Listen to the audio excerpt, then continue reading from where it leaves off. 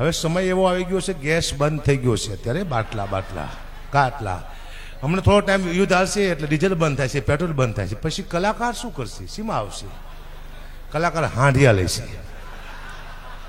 કારણ કે ઘોડા કલાકારને મોંઘા પડશે ને, 5-5 કિલો ચણા જો ઘોડાને હાંડિયા, અને હકાબા હાંડિયા માથે નીકળશે સાહેબ, ખબ કરતો હાંડિયો હાલ જતો હોય છે.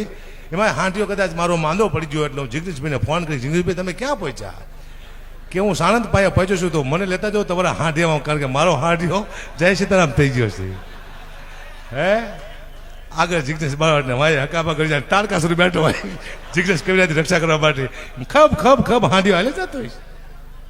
માણસો ગામના માણસો વાયર બેઠા છે, કારણ કે 3 દી પહેલા તમારે જવું પડે, વાપી જવું હોય તો અહીંથી હાંડિયો લઈને, ફૂલ હાર લઈને ધૂળ ઉડતી છે, હાંડિયો આવે છે, હકાબા આવે છે, જિગ્નેશભાઈ આવે છે, રાજદાન આવે છે, હાંડિયો આવે છે, ધૂળ ઉડતી માણા નજીક હાંડિયો આવે ત્યાં બેંજાવાળા નીકળે, તબલાવાળા નીકળે.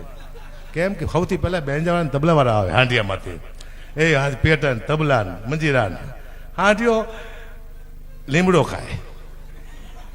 પછી પૂછશે હકુબા તમારા માટે જમવાનું શું બનાવ્યું? હું કહું ભાઈ શાક રોટલી બનાવું સાદું. હાંડિયા માટે લીમડો, 5 માં લીમડો પડે, હાંડિયો બક ખાતો હોય છે.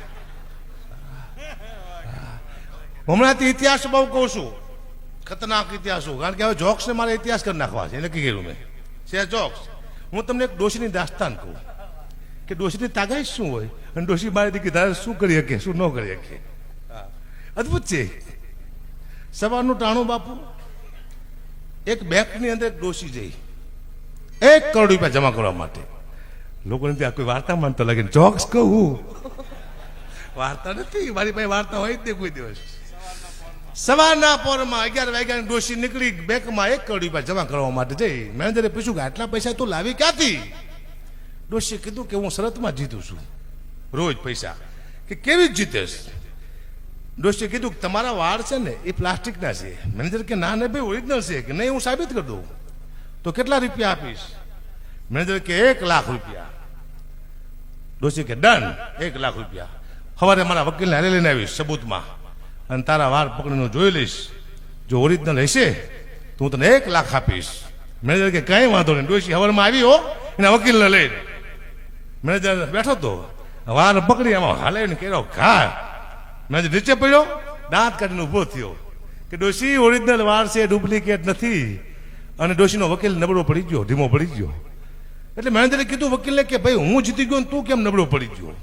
વકીલ કે આ ડોશીએ મારે યારે 5 લાખની શરત મારી હતી કે હવારમાં બેંકના મેનેજરના વાળ જાળી નીચે નાખું, જો મેનેજર દાંત કાઢે તો મને 5 લાખ દેવાના. કે આરામ કોરના મને તે 5 લાખમાં હોળે દીધો. સાહેબ આ ડોશીની દાસ્તાનું છે બધી, શું વાત કરો છો? દુઃખની વાત છે પણ કરવી પડશે સાહેબ જીવનમાં.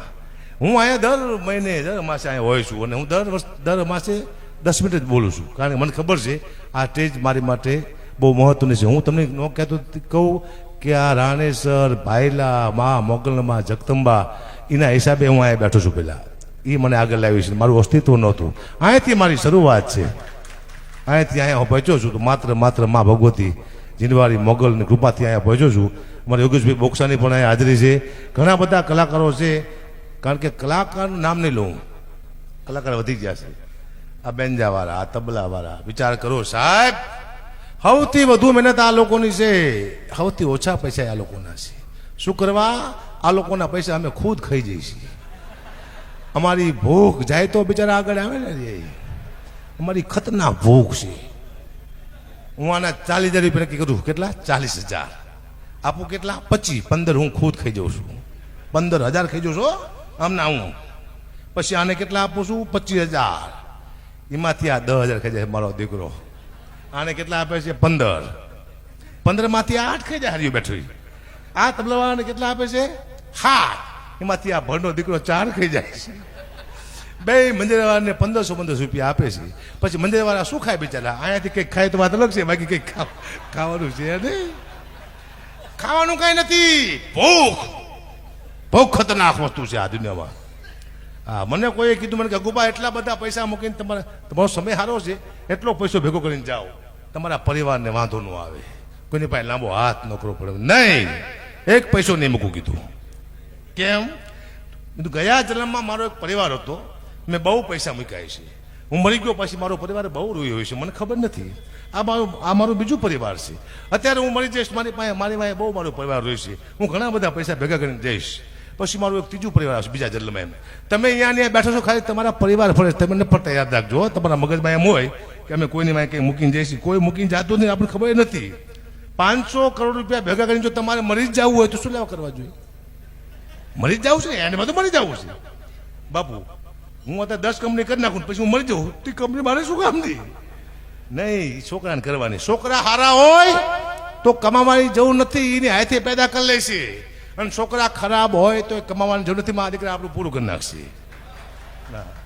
એક બાજુ કમાવાની જરૂર છે જ નહીં. છોકરા સારા હોય તો એનો કમાતા, અને ખરાબ હોય તો એનો કમાતા. છોકરા હાથમાં છે બધું, બરાબર?